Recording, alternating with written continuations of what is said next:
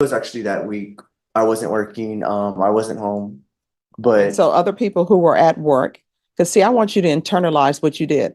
Other people who were at work waiting for their packages to be delivered. Maybe it's somebody's birthday gift. Maybe it's something somebody's mom sent to them. Welcome to the courtroom. Today's case isn't just about drugs. It's about choices, family, and second chances colliding in front of a no-nonsense judge. A young mother, Layla Ray Tanton, faces serious felony charges. Will her plea for mercy hold up when her story doesn't quite match the facts? Stay tuned, because this hearing takes some shocking turns you won't want to miss. Plea on April 25th of no contest. According to the plea bargaining agreement, punishment is to be assessed at a cap of 12 months in the state jail facility. All right. Do you have any witnesses? Oh, we don't, Your Honor, just argument. All right. I'll hear argument from the defense, and while the state is reviewing the PSI report, I'll hear argument from them after the fact. Yes, ma'am. All right. Mr. Moya has been pretty open and direct in his narrative of the incident. Pretty open about and I think pretty honest about his personal difficulties and issues with drugs and alcohol. He didn't emphasize them a lot, but I do believe that he understands them to be serious. So translate for me, how does I have problems with drug and alcohol translate him to having been to prison before for robbery and having all of these cases, and according to what I read in the stipulations, stealing people's packages from mailboxes when people are waiting for their items and then they don't receive them because somebody has stolen them from mailboxes. I don't understand why the federal government is not involved, because it's the theft of U.S.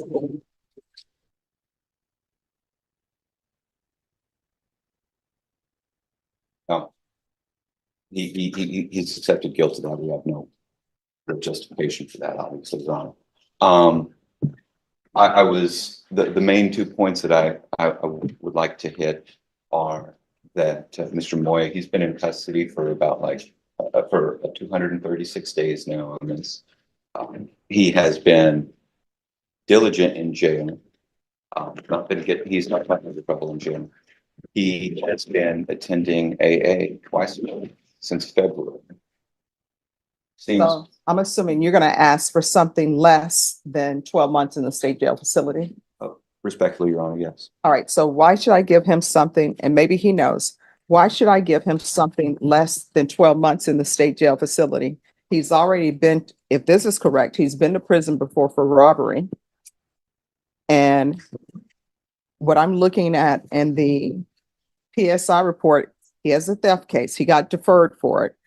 Criminal trespass, burglary of a vehicle, failure to identify, another theft case that was wait for it.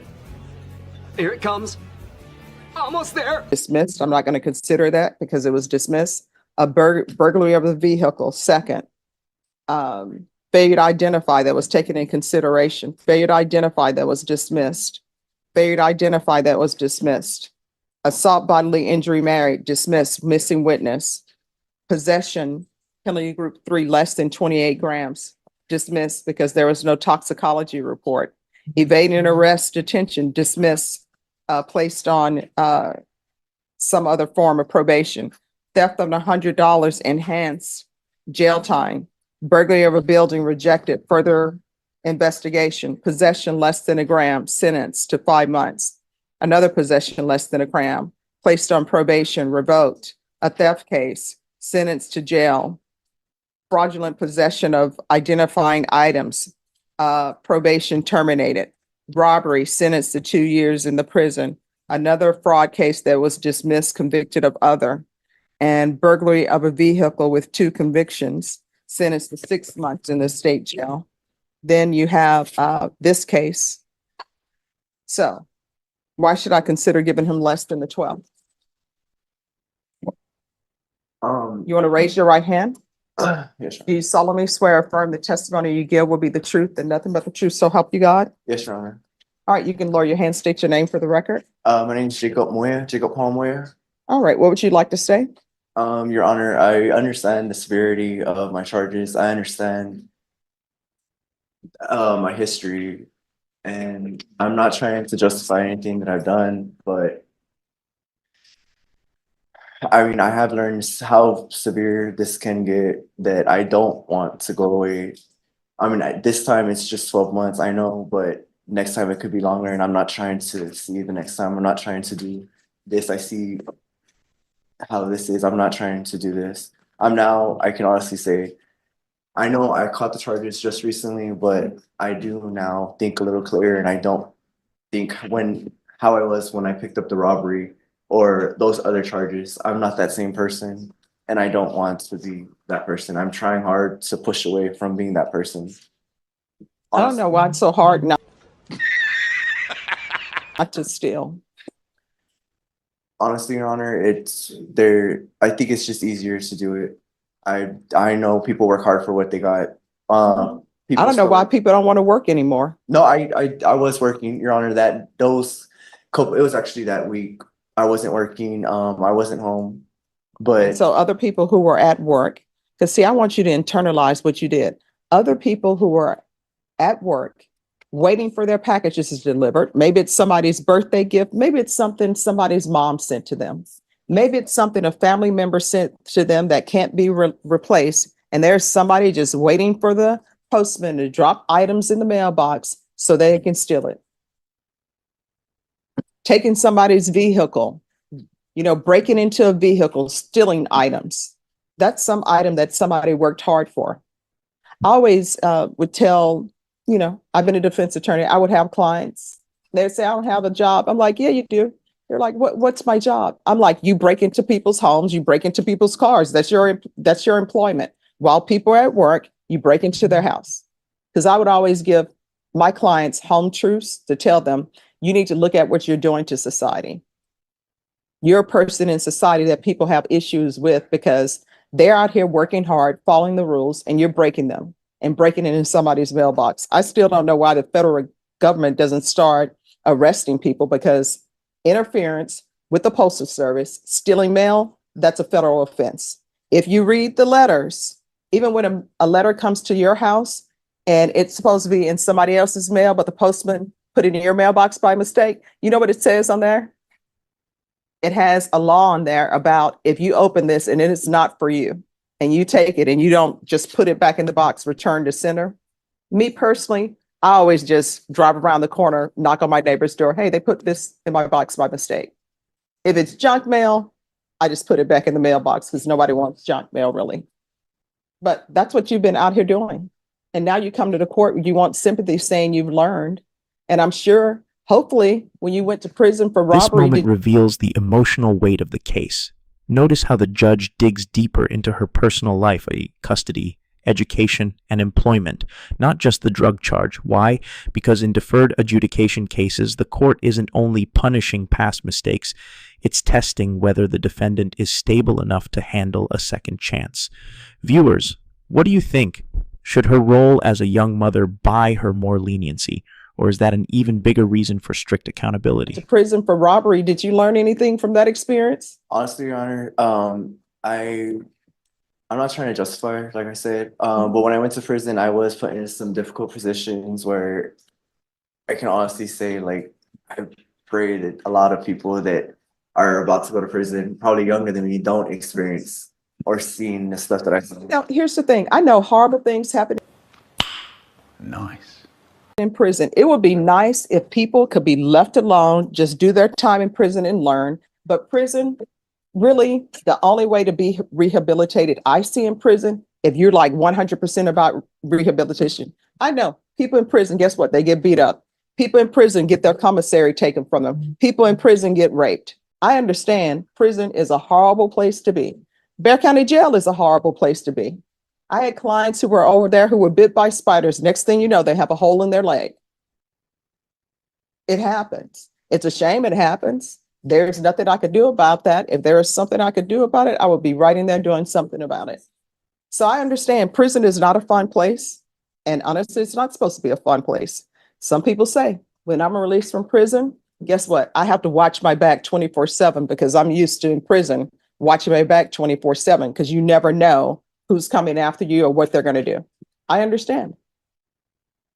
But you get out of prison, which you say was a difficult time for you, and then you come out and you still do this.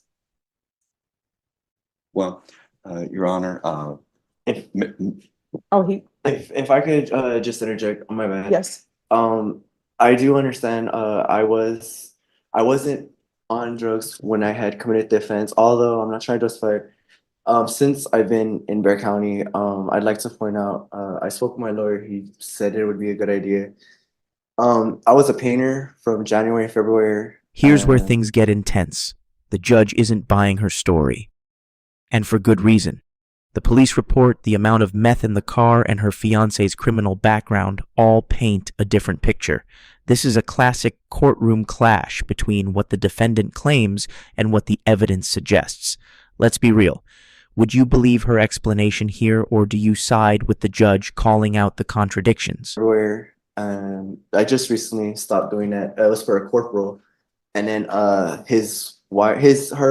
husband, which is a sergeant for jail programs, hired me to do mattresses, and they actually said that since I've been doing such a good job, they want to move me to the main jail to show the other inmates how to do it because they're already going to be done with it there. They're starting like an initiative to I guess eliminate the damage of beds, to make them and clean them. And I mean, I like that me doing that working. That's honestly, I've lined up a job for when I get out. I'm really pushing forward to sticking to that plan because honestly, I like the energy and just how I am, how I am as a person when I'm working and I'm doing something productive. Okay. Anything else? No. All right. I want to let you know, I internalized everything what you said, and I understand that you're on a path. You're trying to do better with your life. But sometimes sentencing is about punishment. And so I'm going to give you the 12 months. I'll give you credit for any time served. I'm going to take in consideration 2024 CR 3404. Did you review the trial court certification with your attorney? Did you sign it? Oh, okay, yes, sir. All right, because this is a plea bargaining agreement, because I followed your plea bargaining agreement, and because you waive your right to appeal, you do not have the court's permission to appeal. Because this is a felony conviction, you're not allowed to own or possess any weapons or ammunition.